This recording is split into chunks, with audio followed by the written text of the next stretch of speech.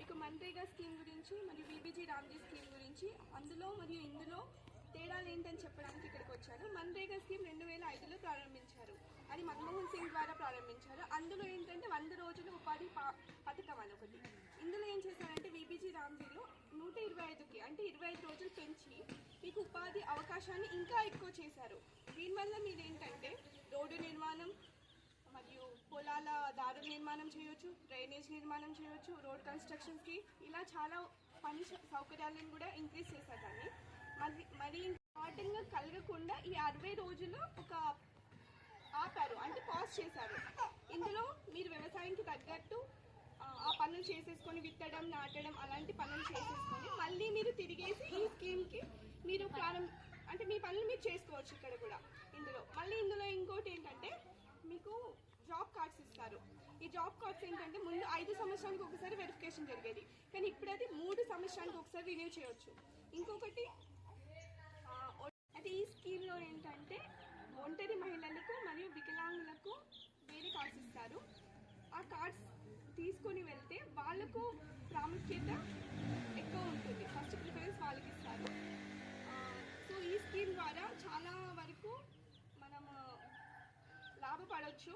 రైతులు గ్రామాభివృద్ధికి కాకుండా మన వ్యవసాయ అభివృద్ధికి కూడా ఉపయోగపడుతుందని మనం అందరం అనుకుందాం.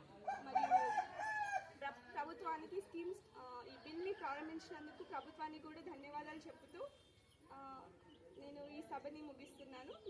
నమస్కారం. మేము వచ్చేసి ఆసిఫాబాద్ డిస్టిక్ కౌటల మండలం మొగడదగ గ్రామానికి చెందిన నివాసులం. ఇక్కడ మీకు తెలియజెప్పడానికి ఏంటంటే ముఖ్యంగా మన్రేజీ అనే స్కీమ్ ఒకటి మనం ఇంతకుముందు ఎన్ఆర్ఈజీఎస్ ఉపాధి పనులను ఏ విధంగా అయితే మనం చేశామో ఆ విధంగా అదే దాంట్లోనే ఈ మన్రేజీ అనేసి ఒక స్కీమ్ అయితే తీయడం జరిగింది. అది 2025లో తీయడం జరిగింది మన మన్మోహన్ సింగ్ గారు. అయితే అందులో మనకు ఇంతకుముందు 100 రోజుల పని దినాలు ఉండేవి. ఆ 100 రోజుల పని దినాలను ఇంకో 25 రోజులకు పెంచుతూ మన రైతులకు ఎటువంటి ఇబ్బంది కలగకుండా మన పనులను మనం చేసుకుంటూ మన సైడ్ పనులను ఈ పని చేసుకుంటూ అంటే అధిక ఆదాయాన్ని సంపాదించే మార్గంలో ఈ మన్రేజీ అనేది స్కీమ్. ఆ స్కీమ్ పేరు మారుస్తూ బీబీజీ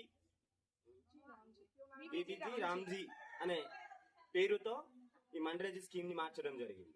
సో ఆ దాంట్లో ఏంటంటే మనము మన వ్యవసాయ పనులు చేసుకుంటూ మనకు వీలైన సమయంలో ఈ డ్రైనేజ్ కానివ్వండి, ఇంకుడు గుంతలు కానివ్వండి, రోడ్ల పనులు కానివ్వండి, మన ఉపాధి హామీలో వస్తాయి కదా మట్టి పనులు, ఆ పనులను ఆ విధంగా మనకు వీలైన సమయంలో చేసుకునే ఉపాయాన్ని కల్పించేది ఈ స్కీమ్.